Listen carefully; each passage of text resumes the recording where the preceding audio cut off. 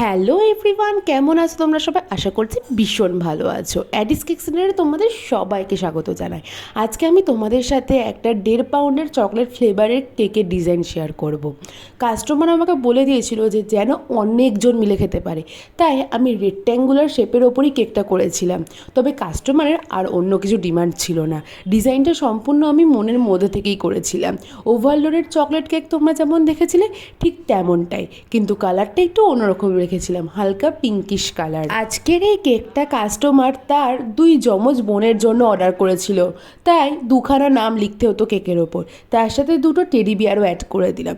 তাছাড়া 5 star, KitKat, এছাড়া homemade চকলেটও আমি অ্যাড করেছিলাম।